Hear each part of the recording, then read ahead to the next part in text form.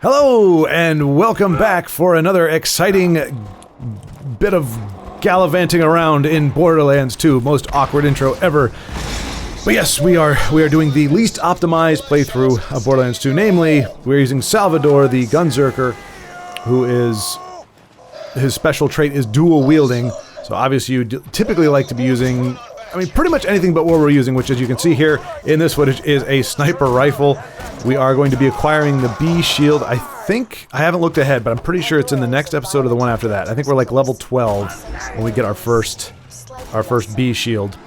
And once we get it, we very rarely unequip it. So it is, it's going to be, that's why it's called Me and the Bee in Borderlands 2. I really wish... well, I have no interest in Borderlands 3, but I kind of wish it was called Borderlands 3 just so that I could have that rhyme. Me and the Bee in Borderlands 3, how cool would that have been? But alas, it was not to be. Fate is very cruel, life is not fair, and so it is Me and the Bee in Borderlands 2. So, I did want to... I promised you all that I was going to think about stuff to say, actually, or how I was going to approach this so that I don't have long moments of silence. And I kind of have somewhat of a solution. We're going to talk more about the game. Hey, what a novel idea. Let's talk about the game that we're playing. Because, that is one of the perks, one of the reasons I wanted to do, and that is us using Captain Flint's gun. Those of you who don't know, if you haven't seen the very first episode, we ended with beating Captain Flint, and we do get a rare, that's a blue-colored fire pistole from beating him, which does do very well against bullimogs in particular. I don't think it's very good. I'm pretty sure we don't use it too much apart from bullimogs.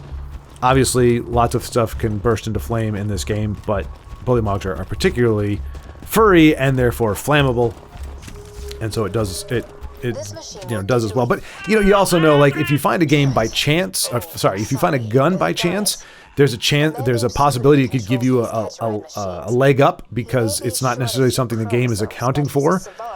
But when it's a drop, like this one is, you can see it's equipped there. If I scroll over it, which I do, Flint's Tinderbox, yeah, there we go, that's what it's called. By the game, when that is a guaranteed reward for beating a big bad or a character, the game is going to be compensating for that. It's going to take that into consideration, or the devs are, when they're making the rest of it. So they're not going to just give you a bunch of creatures that are weak to fire. They'll give you some, but not all. And I can't remember, I think we already did the quest where it was for bullymog fur, but that one's always tricky because you have to get the bullymog down to low health and then physically attack it. You got to punch it or something in order to kill it. If you kill it with fire, kill it with an actual gun, conventional means, then you don't get the fur, which kind of makes sense. If bullymog's on fire, it doesn't make sense to get the fur out of it. Oh, we just took a suicide blast to the face there. Never a good time. Crazy bandits. I thought, might as well do a little research on Salvador, which is our Gunzerker, as I said.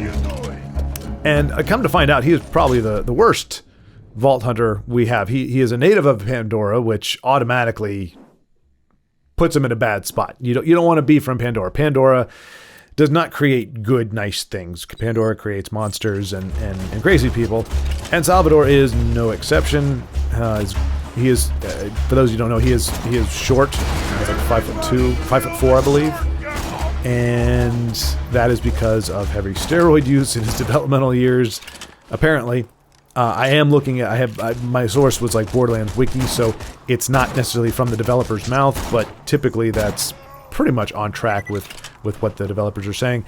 But yeah, he's guilty of all kinds of wicked, nasty stuff. So it's not like he's kind of like his voiceovers and stuff are fun. His lines are funny, but he's probably not terribly far removed from the people that he's killing. Who just happen to be who we're playing as, which is largely negligible because the game doesn't really get into too much of the character's backstory, no matter who it is.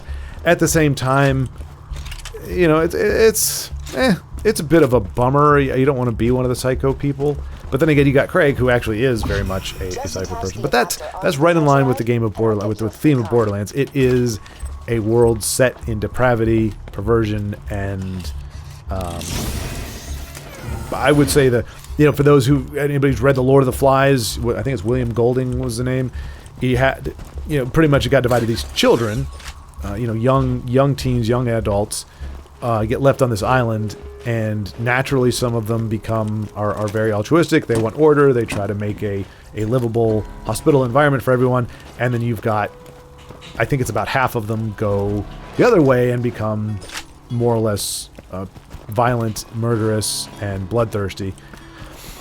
And so I think Pandora is a reflection of that second half. That, I mean, especially one of the problems quote-unquote good has is this aversion of using the same tactics, which is weird because as the bad guys, which is weird because it's saying it's the opposite of like the end justifies the means. I gotta think of how exactly this works. So essentially it's saying that the reason why you do something is not important at all. It has no bearing on it. That if you do something that the end result is the same as somebody else, a bad person, for example, then you are no different than they are.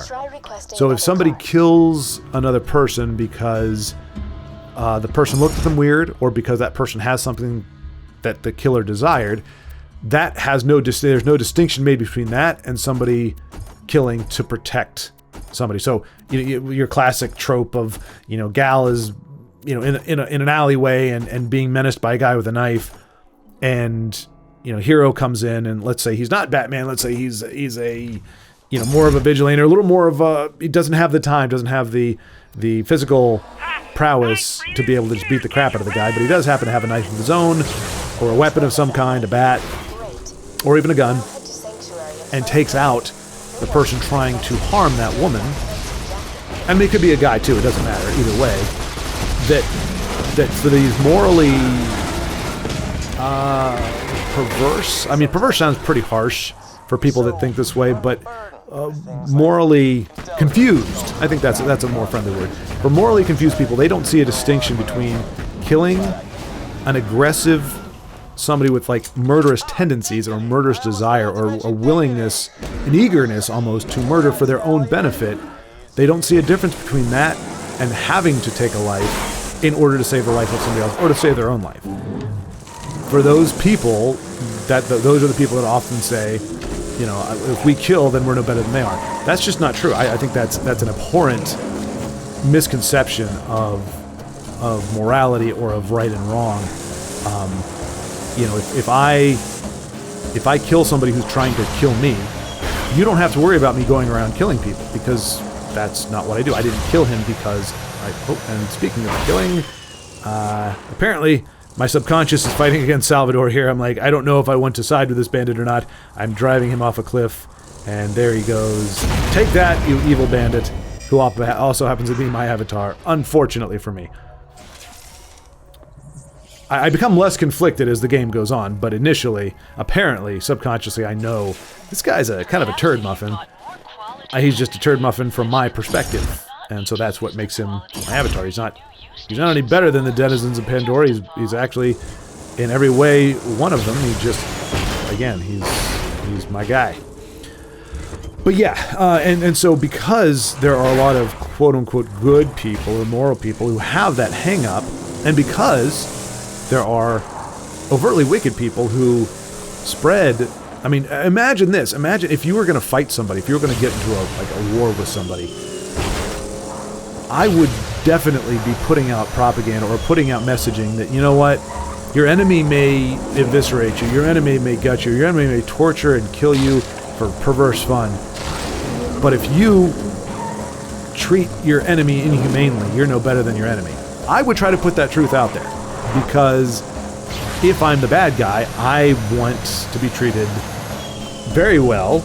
I don't want to have to deal with the threat or the prospect of having to be tormented myself or to be harmed mercilessly myself, and I really would rather not die as well. So if I can convince the enemy that killing me is actually makes them no better than I am, then that gives me multiple chances to continue to perpetuate my wickedness and prey on the guilt of very gullible and, again, morally simplistic people, because they just see that. They can't distinguish the two. They don't say, oh, well, but we're killing you to stop you from killing other people. If you've made it a point, you said, I'm going to kill people. I didn't say that. As the defender in this case, I have no desire to kill people. So if you let me live out my life, I will never kill a person as long as I live. But once you've identified yourself as somebody who wants to kill me, just because I now want to kill you to stop you from killing me or my family or my friends doesn't make me the same as you. It makes me a stopper of an aggressor. It makes me a defender. And once I've eliminated you, I go back to not harming people. There's a very, very, very big difference, like a chasm between those two types of people. And when they're conflated, it creates impotent good people. Good people who aren't willing to do that because they somehow think that that makes them exactly the same. And it's like, no, your reason for doing it is very much a distinguishing factor. It definitely does distinguish you from them. That's not like a trite thing. It's not like, well, I killed them, but I did it to save lives, while they did it to get rich. There's no difference between us. It's like, come on, people, really?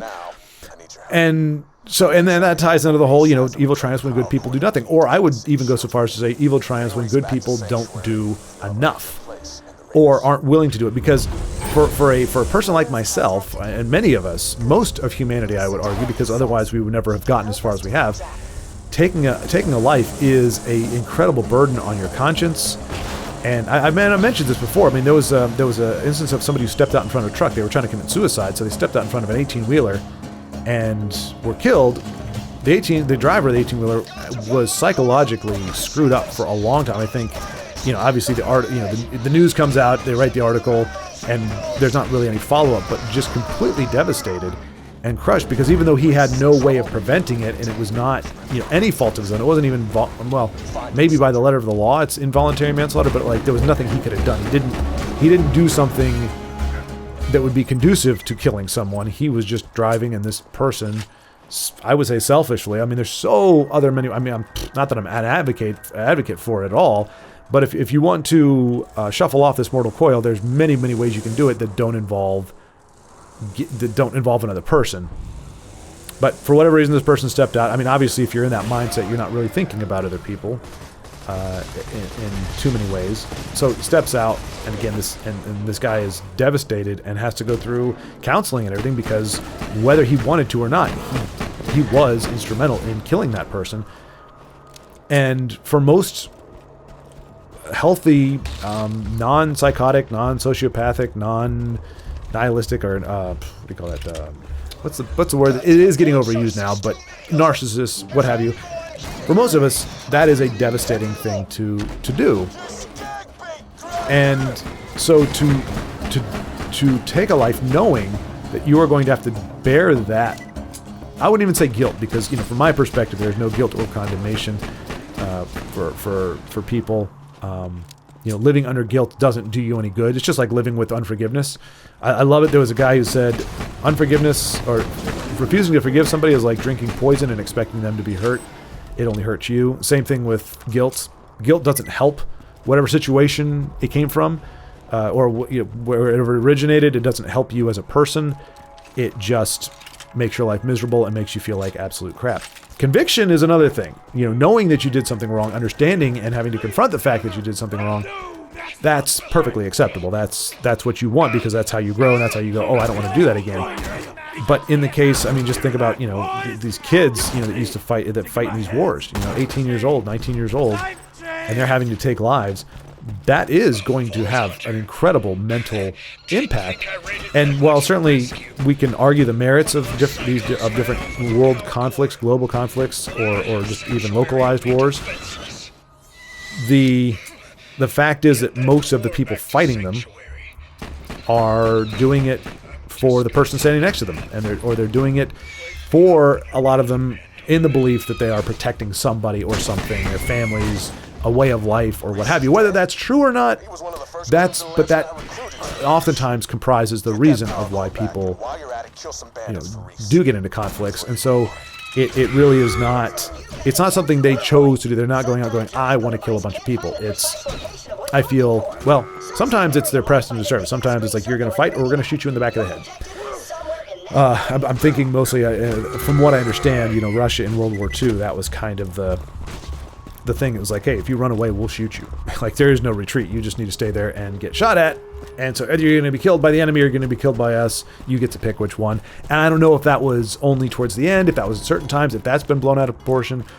But I am aware of that dynamic existing. And so, and I don't think it's far-fetched if you are desperate to win. Oh boy, speaking about desperate, this is the worst bit of sniping I've ever seen in my life. Okay, we finally got it there. 90 experience points, 6 bullets. Was it worth it? You decide. Much better shot there. There we go. We're getting a little bit better. I do enjoy the mechanics of sniping. It is fun. And that's why I do it a lot. And I wasn't, I don't know, it's yeah. I was gonna say I'm not purposely doing it. It just seems to be that's the way it works out the best. I still feel Salvador is kind of squishy, a little too squishy to mix things up melee wise, or even I mean I think of like a shotgun as almost melee because you're really having to get up on somebody's, you know, into their personal space. Most of the time with most shotguns, you have to get in their space. Unless you get like a conference call or something that has a little bit less of a spread and it has more range, better accuracy is I think how it breaks down in the gun stats. But just to go in guns blazing, and I do that quite a few times in this game actually. In fact, anytime I run out of ammo, here we go, going in guns blazing. It doesn't usually pan out. I usually have to rely on a second wind in order to stay alive. But anyway, just rounding out that thought process, it's, you know, I think that's one of the goodness or good people have hamstrung themselves historically many times because of the conflation with, oh, if I do something. Now, and there's a difference between, and I'm not arguing the merits of torture necessarily because I know there's a lot of, you know, people that say there's a. I'm not sure how proven it is. It may very well be firmly established, but at least it's proffered, it's offered, it's considered that torturing somebody isn't going to get you truthful answers. It's just going to get you what you want to hear, and it probably isn't going to be accurate. I don't know though. I feel like I mean if you're interrogating somebody who doesn't know the answer, yeah, that's what's going to happen. You're just going to they're going to tell you what you want to hear. But if you're actually interrogating somebody who does have the right answer, I think it seems to be that unless you really are up against somebody who has that mental fortitude or that, you know, die-hard perspective, I would imagine that torture would get not only the answer you're looking for, but a truthful answer. But again, if the person doesn't know, you can't get the truth. And so torturing somebody who doesn't know the truth is going to just get you whatever you want to hear, and it's not going to be very useful. But not really arguing the merits of torture, but there is a difference between doing it because you have a sadistic pleasure in watching somebody else, you know, in pain and inflicting, or like I'll have like a revenge type bent to it where it's like I'm doing this to you because somebody on your side or somebody who is affiliated with you did something like this to me or to my family or to friends, and so I'm doing this as retribution. There's a difference between doing it for retribution, doing it because it makes you feel good for all kinds of sick reasons, and doing it as a last resort, thinking that it might be the only way to avoid a catastrophe. You know, if you're talking about like a bomb or something like that, it's like, you know what, I have no desire to do this. It turns my stomach. I'm going to throw up, in fact, when I get out of the room, but I don't know of any other way to possibly avoid this disaster. This is the only lead we have. We know he's affiliated. We don't know for a fact that he knows what's going on, but we have no other choice. And whether, you know, you may say, well, that's not worth it. I would have to know for a fact that they know. And then some people say, even if I knew that this person knew and that by torturing them, I could get the information and save 500 lives, you know, by locating and defusing a bomb, I still wouldn't do it. And again, I mean, there's so many ranges of people, everything from, you know, pacifists to your, you know, again, those who delight in violence,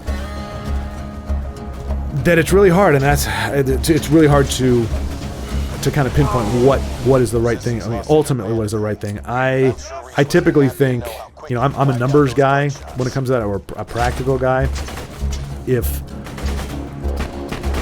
I mean, and I, you know, and to be fair, in a situation like that, which in my mind, I'm mostly probably talking about like Hollywood movie type things. I don't know that these situations actually are possible, or that how feasible or realistic they are, or how often they happen. But in a hypothetical situation, if I knew for a fact that there was somebody who had information that would save at least 500 lives, if not more, and possibly unknown amount of lives, because we would be locating and removing a bomb from a public place. If that was the situation, I would first give that person every opportunity to divulge it without torture. Like, just for the fact that they put the bomb there, whatever, it's like, look, I will happily, I'm not going to let you off the hook, I'm not going to let you go, but I'm not going to make torment you if you just kind of, if you give us what we need to know to make this not happen and to save all those lives. If that person refuses, I go, well, you know what? Chances are they're going to take it to their grave. Obviously, they're very passionate about what they're doing. They don't think they're doing anything wrong, and they don't care how many lives are taken. In fact, to them, that's a boon. So, but this is the only possible, and again, ideally, not again. I keep saying again as a space filler. I would be pursuing other ways to locate and defuse said bomb. But in the meantime, I would also resort to whatever method I thought would possibly get us the information we need. Again, not as a punitive thing, not as a, well, you did this and so I'm going to make you suffer, out of a purely, the moment you give us the information we need, we're done with this. But there's really no choice. And people would say, oh, that's inhumane, I would never do that. And then I say, okay, well then those lives aren't worth anything to you. All the people who are going to, be lost in that bomb blast, your conscience, your morality is more important than their lives. And I think that's where I draw the line. And I went on a rant about Spider-Man and Superman in the last video, I think. But that's where I draw the line. When your conscience, your morality is more important than other people's lives, you want to make a choice and say, you know what, I'm willing to die for this. That's totally fine. That's your call. That affects you, some of your loved ones, but that's mostly your deal. But when you say, I value my conscience more than everybody else's, almost anybody else's life, that's where, on the face of it at least, I have a problem. And I think there's something kind of warped about it, something very self-centered about that. But in the guise of this, self-righteous, this is what makes us better than them, or this is what makes me better than them, is that I'm willing to let 500 people die because I think torture is wrong. And again, I don't know how many people actually realistically believe that, but I mean, there's pacifists, and pacifism is essentially saying either I'm willing to be abused and murdered and have my family and friends abused and murdered for what we believe, or have that possibility. I would rather have that than to actually fight back, than to actually take another life or to inflict violence on somebody. Or, I think more commonly, they're relying on other people who do not have such scruples to get blood on their hands in order to protect the pacifist. Because if you really said, okay, Mr. Pacifist, by your, if you are not willing to fight, then you're an outcast from the community, and you are going to be left to the mercies of those people that you are not willing to harm. If it was to be made that clear, I would suspect that a lot of pacifists would change their tune. Pacifism only works if you can rely on the fact that other people do actually care whether they live or die, and whether their family and friends live or die, and you're kind of banking on them and their sacrifice in order to keep yourself alive. And maybe not. Maybe there are some people that go, no, I will, I'm 22 years old, I got my life ahead of me, but I'm willing to write that off so that evil people can kill me because I don't want to hurt evil people. And hey, that's a way to go. And like I said, as long as it's just hurting you, that's fine. But I mean, I think like you had, what was it? Andrew Garfield played a character. He was a pacifist, but he did go into war, but he went in as a medic. And I think that's kind of a nice balance where you're saying, okay, I'm still putting myself in harm's way. I'm still willing to make that sacrifice, but I'm going to spend my efforts on keeping the people alive who are, because you can't win. If you just had an entire army of medics, you're not going to win a war. Like, they would all just have to surrender and war's over. So you're essentially, you are relying on other people to uphold your values, the values of your society, the values that you hold to, and your family and their welfare. you're relying on other people to do that for you, but in that particular case, he is providing support for those people. And I think that can work. Personally, like I'm okay with that, folks. I'm okay with that. It's very important that I'm okay with it, and so I'm letting you know that I'm okay with that, because you are still putting your life in just as much risk as theirs are. Because I don't think, even though you have designations for medics, and in theory, I think they're supposed to be hands off for the most part. War is so chaotic that even if you had an enemy that truly was going, okay, we are actively avoiding anybody with a medical insignia, which is still weird to me though, because it's like you're expecting people to play fair. You're expecting people to only put the medic. If you have that, if like let's say you had two sides and right there, like we're gonna come to blows, we're gonna fight each other. But just so you know, anybody who has the medic designation, we won't shoot. Like they're there to help save lives, which is bizarre to think of an enemy that says, yeah, I'm happy to let your medic continue to help save lives of the people that I'm trying to kill. Granted, you're saying, okay, these are people, if they're injured that badly, they're not going to be a part of the fighting force anymore. It's not common for somebody to have, their leg blown off or to have some serious injury. Even if they are able to make a full recovery, more than likely they're not going to get back on the battlefield. So I understand that aspect of it. But even if they were to meet there, it's like, well, then one side is more than likely, I'm guessing, because this is war, this is not a game. You're talking about people's lives. You're talking about your way of life, or whatever the stakes are. For you to be willing to engage in armed conflict and actually hurt and kill other people, in theory, you're fighting for something very important. And if it's that important to fight over, I don't know that you have rules. Like your whole goal is to win. It's like, look, I'm willing to take lives for this. It better be damn well important. If it's important enough to take a life, it's important enough to cheat. Is kind of what I'm getting at. So. You make that rule. Say, okay, if you have the Red Cross on your uniform, we will not target you. Well, then you're going to have one side eventually that goes, okay, well, we're just going to we're not going to make it obnoxious, but we're going to have 2 or 3 extra medics per unit. We'll have out of a 12-person unit or something, 15-person. 5 of them are going to be medics, where actually it's only 1, but 4 of them are going to have the insignia on there, and we'll instruct them, hey, only shoot if you think you can take out your target. I mean, I don't know. I don't even want to go down that path, but I feel like that would be an exploitable thing. And that's why I think rules during wartime are a little crazy. Because you're again, I don't know what casualty there is, or what detriment there is greater than taking human lives, which is almost by definition what war is. And at the same time saying, but we're going to have rules to make it fair and rules to make it more humane. So we'll kill you, but it's not going to be painful, or it's going to be as least painful as possible. Or, I mean, there's the thing that gets me when people react to mass casualties. It's like, 5,000 men and women were, I mean, that is different. When you're talking about civilian casualties, that is a different metric, and it's a different, you're talking about something altogether. And this guy is just being a jerk face. Get out of my way. Jerk face. There you go. That doesn't happen very often in Borderlands. There's not a lot of pathway issues, a lot of mission glitches or anything like that. It's a pleasant game from the standpoint of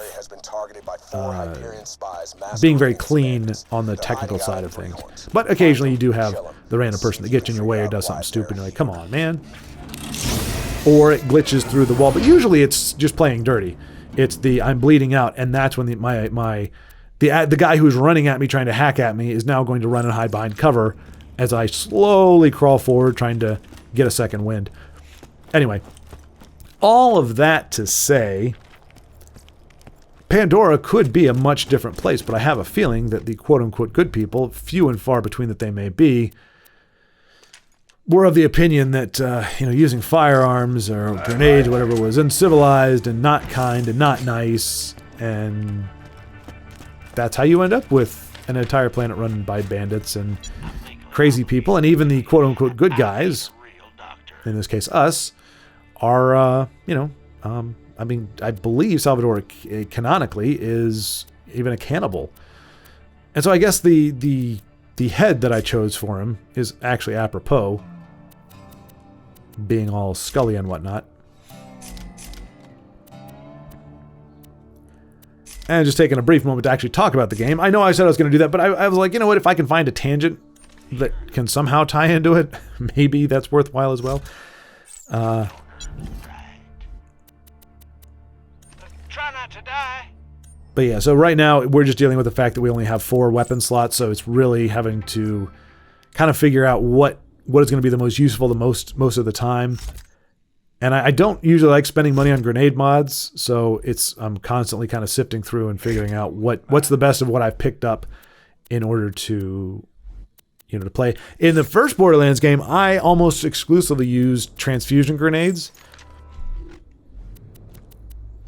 because, you know, it gives you that health back. It's that the swing. So, you know, if you have a grenade that just does damage, it damages your opponent, doesn't help you at all. So if it does 10 damage to them, that's great, but you're still, you know, getting shot. Whereas a transfusion, I think they're weaker in terms of their damage, but it's like, okay, I'm doing 7 damage to my opponent, but I'm healing for 7. So it's actually a 14-point differential that we're talking about.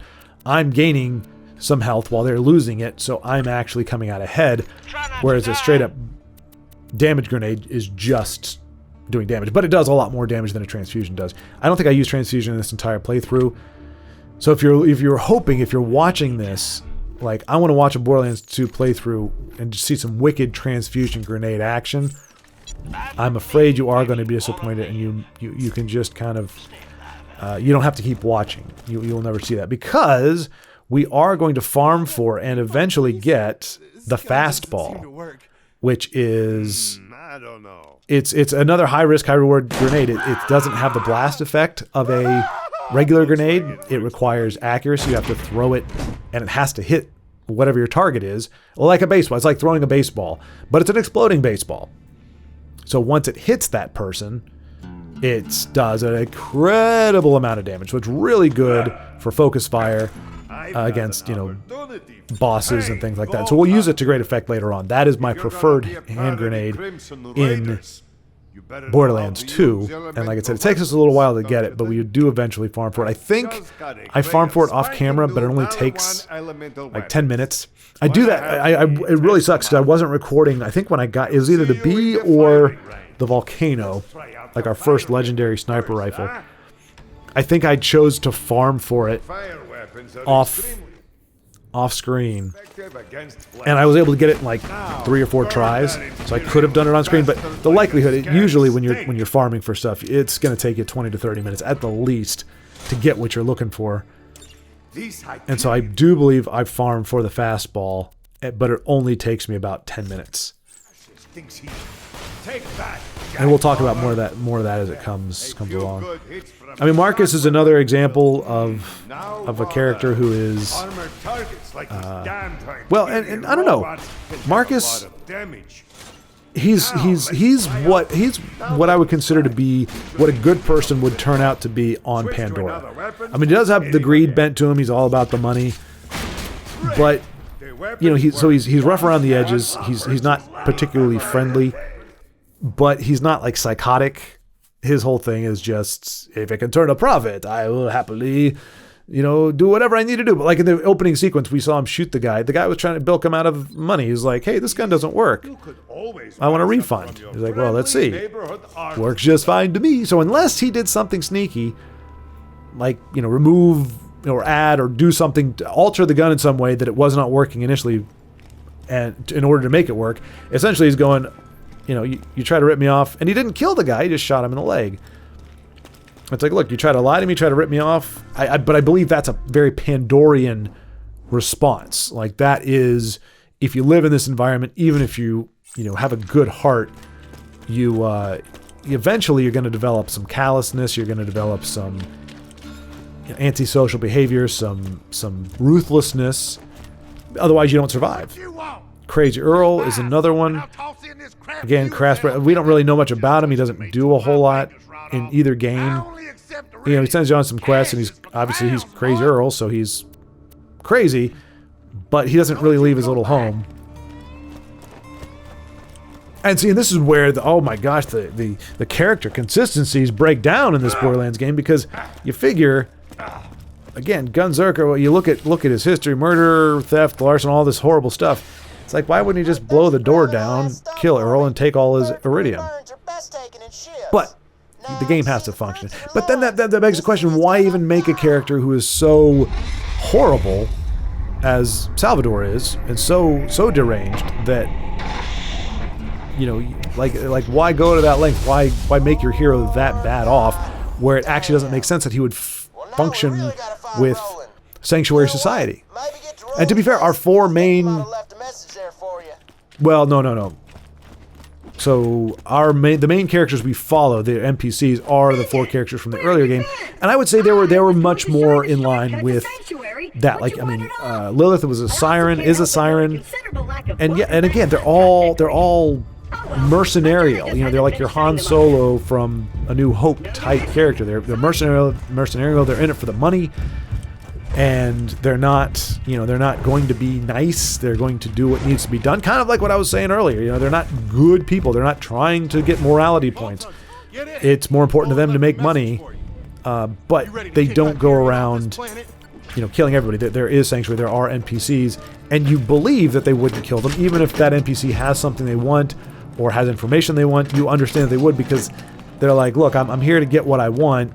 And if somebody tries to kill me while I'm trying to do it, i.e. bandits or the Crimson Lance, whoever that is, if they're trying to kill me to stop me to do it, then I'll shoot back, but I'm not just gonna like shoot up a town. And so it makes it believable when they don't do that. Now, I may be missing something. Maybe they have that in their backstory, but I mean, you have Lilith, like I said, siren, so she's got the attitude. She's you know, she laughs when she fries people or whatever. But again, we're talking bandits. And she kind of maintains that character in Borderlands 2. She's, again, not psychotic. She doesn't seem deranged.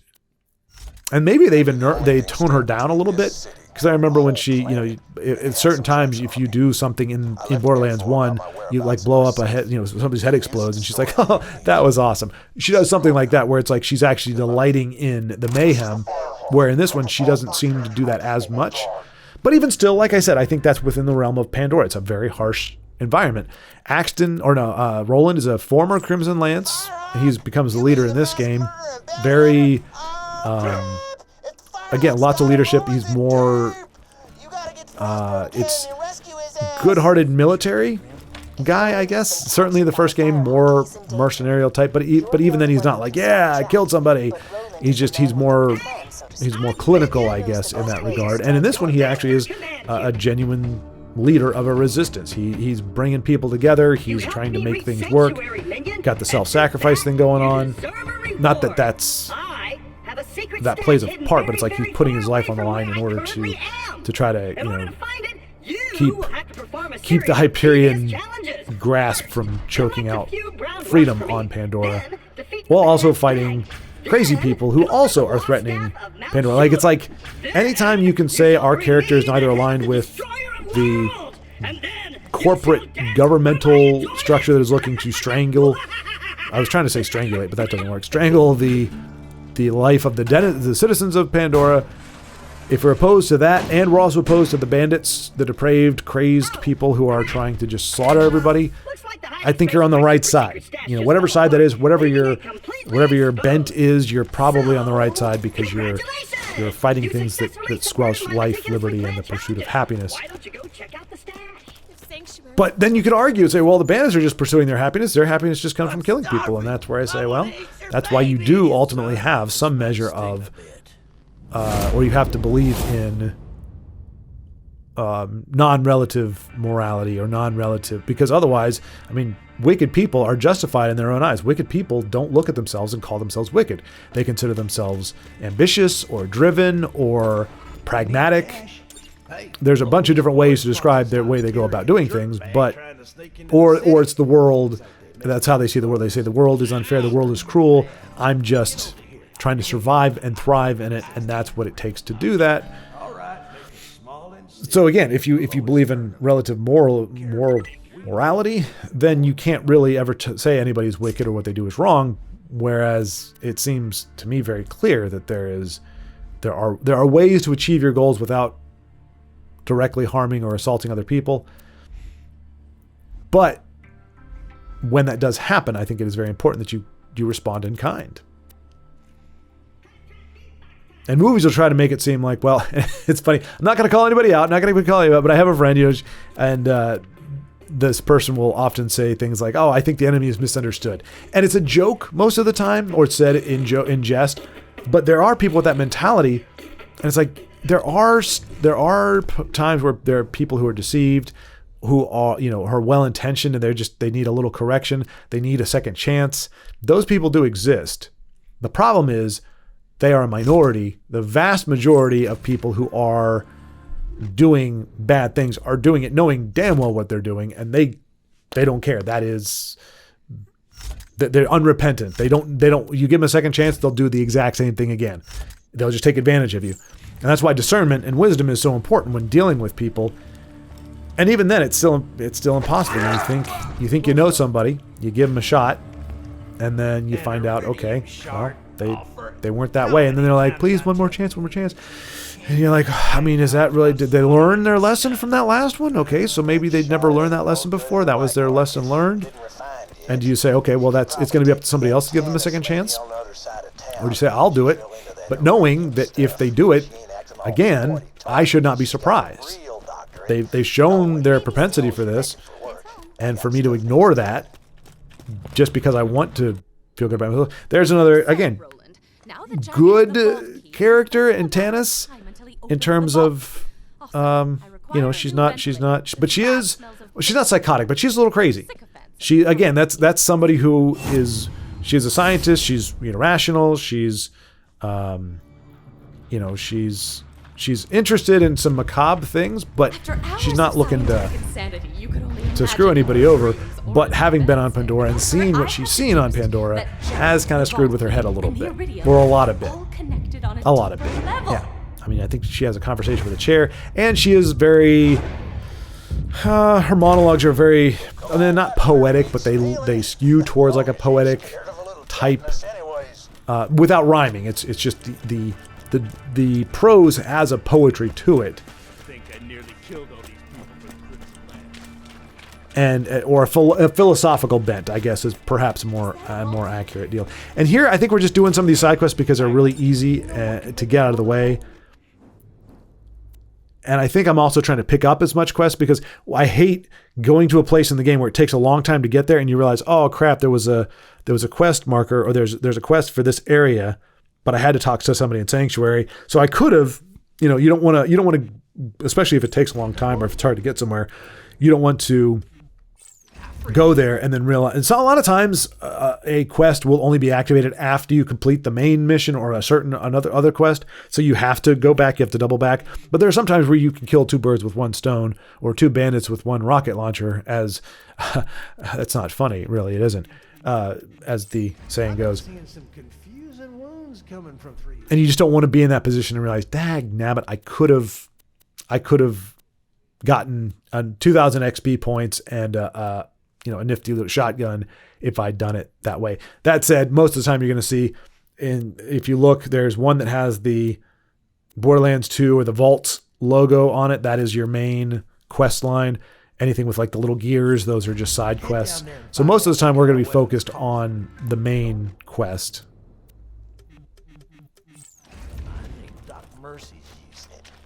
Oh, in that case, so the confusion there was, see, you can see Dr. Zed is still talking. I can't hear him. I don't have the earbuds in, but he's still talking. When you're getting a quest from somebody, you can't change the active quest to anything else. That quest that NPC is talking to you about is the one that will stay active. So I kept trying to change it to the main quest, but I couldn't. It wasn't letting me select it because he was still talking.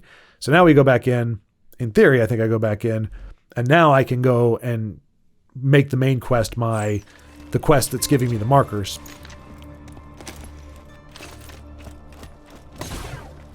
So we finally got a more assaulty type weapon, a gun that is more aligned with the Gunzerker's strengths. But we also, as you saw, have that nifty sniper rifle. And it is a foreshadowing of things to come. A high-powered, fire-oriented sniper rifle is exactly what we're going to see a lot of in this game. In videos to come. I probably should, maybe for the next one, I'll look ahead and just see how long it is before we get the bee and before we get the volcano. I think it's in the next 2 episodes because these are about an hour long each. I think we're making good progress, but we'll see. We'll see. I'm gonna leave. I may leave that as a little element of suspense. But before I forget, so I think what I'm gonna do, I'm trying to develop a schedule at least for the next 4 months, because until I finally move into my final place and get everything moved in and get all that situated, I'm not gonna be able to get a job. It's gonna be just too hard to, by the time I get one, historically, when I apply for a job or start applying for jobs, it's usually a month or 2 before I actually get anything. So more than likely, any job I apply for is not going to be ready when I need it. So for the next 3 or 4 months at least, I'm probably going to be able to focus more on this channel and what I'm doing on it. Probably start doing some K-drama stuff. But anyway, in reference, I don't need to talk about general stuff on this playthrough. All you care about, if you're watching this playthrough and you've watched it to this point, chances are you're here for Borderlands 2. And so all that matters to you is what's going on with this. And I think I'm going to do... I think the first one was released on a Friday, but I also do Live at 5, the Tessel stuff on Friday. But I don't do anything on Tuesdays or Thursdays at the moment. So I think I'll be doing the Borderlands playthrough. Again, this is 25 episodes total.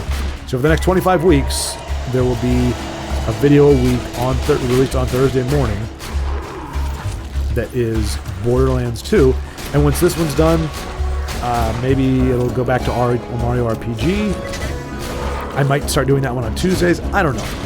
Like I said, if you're watching this, doesn't mean you're interested in the other stuff, so we'll just keep it to this. So for the time being, as much as I can control it, Thursdays will be Borderlands 2 playthrough days. And, hey, feel free to leave in the comments if you watch this, if you would be interested in seeing a game like this, like as a live playthrough. I'm happy to consider streaming on different points, but right now it seems like the best time to stream, at least for the people that I do the Live at 5 with, which is Elder Scrolls Legends collectible card gameplay. That really was only good for Friday evenings. A lot of other people are working. But anyway, if you happen to stumble across this and that would be something you'd be interested in, let me know. Because I am, I am a firm believer. Yes, you want to do what you enjoy, but I think there's plenty of room in terms of what I like to do. Like video games. Like I've started certain playthroughs and not finished them because it didn't seem like anybody else was interested. It's like I'd rather play a game that other people are interested in watching than play something that maybe I want to play at the time but that nobody else is interested in. So anytime I can get feedback in that regard and say, okay, there's 5 people that would like to see this particular game played live, I'll do that. Or to see a particular playthrough done. I'm happy to do that. Happy to take requests. Unfortunately, a lot of the time the requests are for like horror games, which aren't my milieu. It's not something it's not my jam really. And this is about as close as I get. Well, and to be fair, Borderlands 2 is a very depraved, deranged type game in many ways. So to say that this is my limit isn't really saying much. But like like I said, I like Borderlands 2 in spite of itself. I like the Borderlands series in spite of itself. And suffice to say, and it's not even the different type of guns. Like I do like having various levels to the guns. I like you have common, epics, rares, etc., legendaries. I like that aspect, but they don't have to be as zany or as wacky as they are in this game.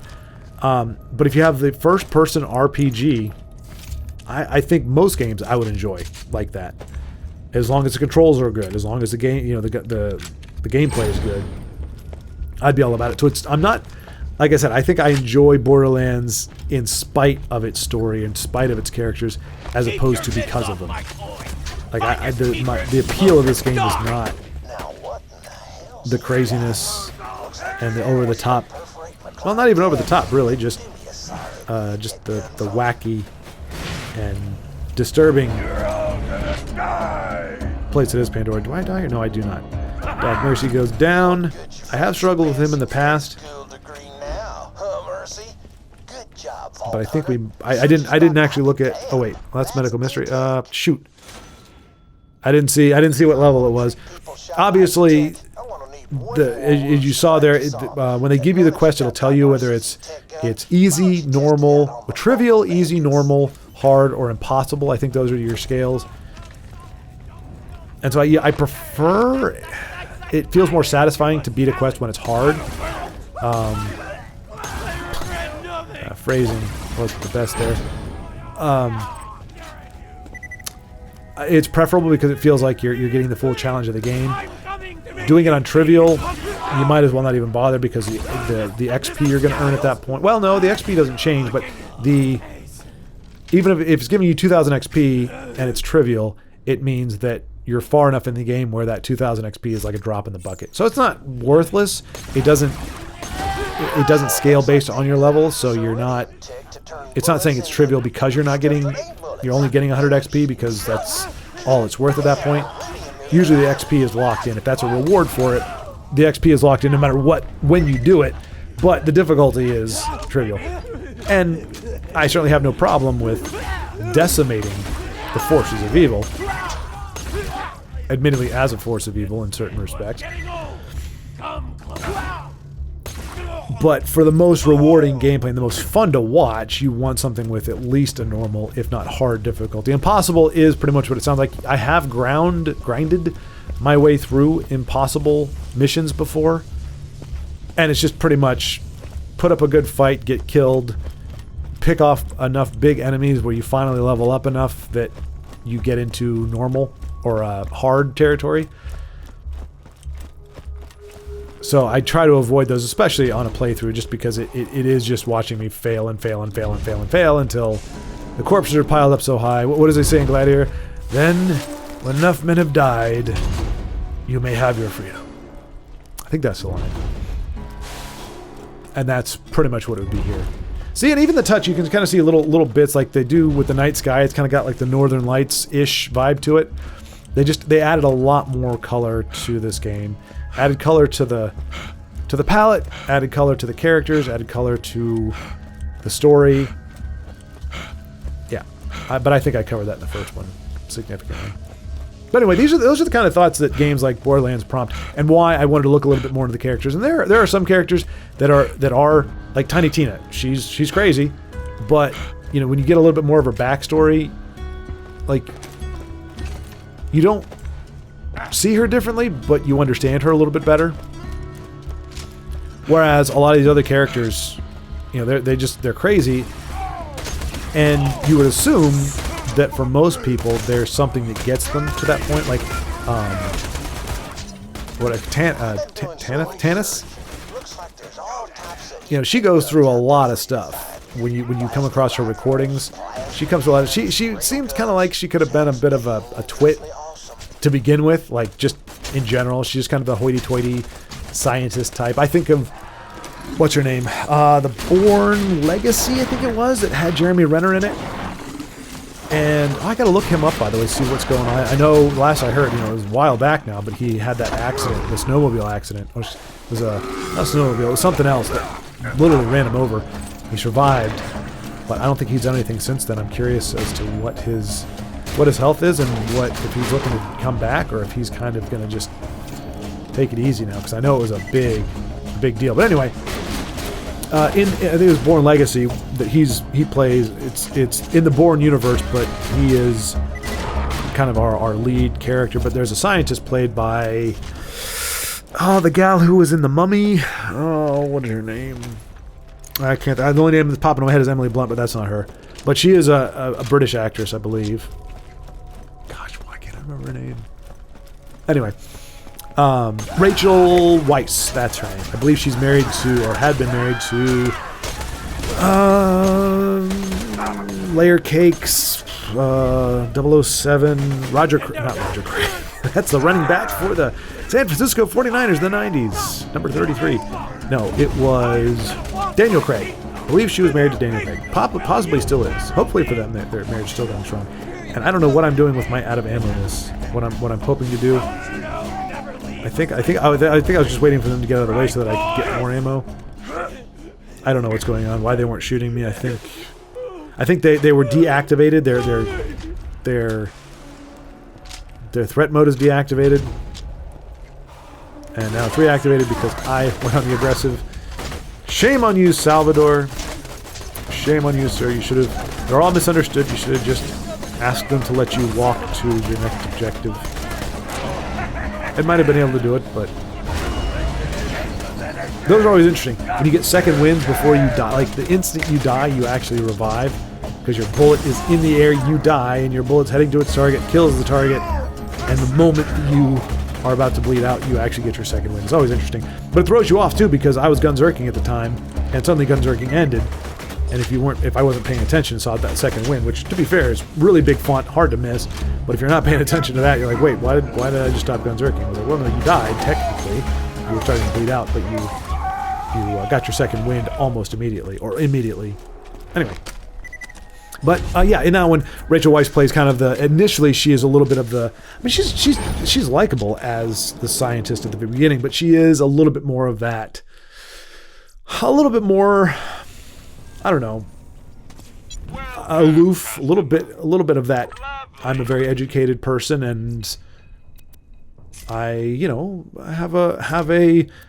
Not an air of sophistication, because sophistication exists without it. I mean, there's a measure of arrogance, which she loses once she realizes that her life's work has been twisted and corrupted, and she is, well, it's been unintentional. She has been contributing to some really dastardly stuff that has harmed a lot of people, and being ignorant of it does assuage a little bit of that guilt, but not a lot of it. So, and she just kind of grows as a character over the course of the movie, as most characters do. But the way she is initially is how I think of Tanis, probably before she became a slightly caricaturized version of Rachel Weisz's character. I can't remember her actual name in the movie, but that's how I think of Tanis, as a bit more eccentric version of that character. And it's important for me to say all this because reasons.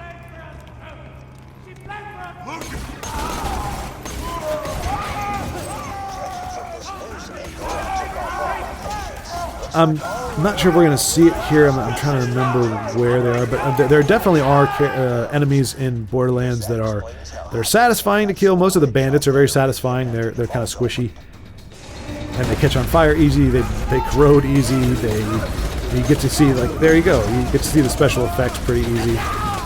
Obviously, the fire wielding bandit like that fellow there is not going to suffer from the effects of fire very often, or very, very difficult. It's not going to suffer from fire effects like everybody else does. Which makes sense. If you... Well, it makes sense in-game. If you're wielding fire, you should be accustomed to it. But in real life, the fact that you are a fire... Oh, is this one of those times? Nope, it's not. There we go. Fortunately, somebody stayed within my range and allowed me to get myself in. But... This is what I mean. Like, and I don't know... Like, in Call of Duty, it feels like you could, cover is a thing, and you can actually, there's some strategy to it. I don't know that Borderlands really ever gave me the feeling that I could feasibly take up a defensive position and actually succeed. It kind of felt like it was always wanting you to push forward on the aggressive and either get your second wind or activate your passive ability, your secondary ability. But for somebody like Maya, I'm pretty sure that's her name. I realized the last game, like, crap, is that her name? I'm pretty sure it's Maya. The siren from this game. She's not... Her ability does not allow you to just go charging and guns blazing. Because her... At least in the initial stages, her power only works on one character at a time, and it has the shortest cooldown of, I think, any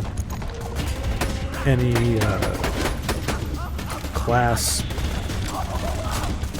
power-up, but it also has the least area effect. But there is a badass cycle who is just burning death. It's one of the best things about fire. Oh, look at that, man. That was one of our targets. He was supposed to be rough, and we just barbecued him. One of the best things about fire and corrosion, actually, is they have that effect duration. So you can shoot them, get them corroding, or get them burning, and if the stats are high enough, the burn is strong enough, and its chance is high enough, they can die even after you shoot them. Like you shoot them, catch them on fire, and then go on your merry way. Okay, well apparently that's the end of the game. Did not realize that, but there you go. We've. Wait, no. What did I do? Because we still got a few more minutes, a couple more minutes. I think I was just checking to make sure it was recording or something. Oh, maybe I was looking at the runtime. That might have been it.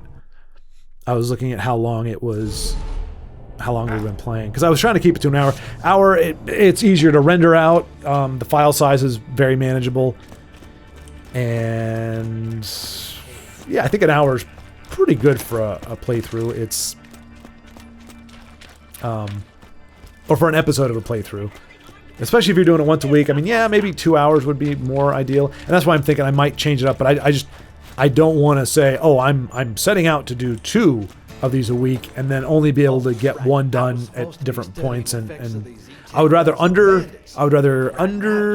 promise and over provide or over produce than the other way around. So that's my default for anything.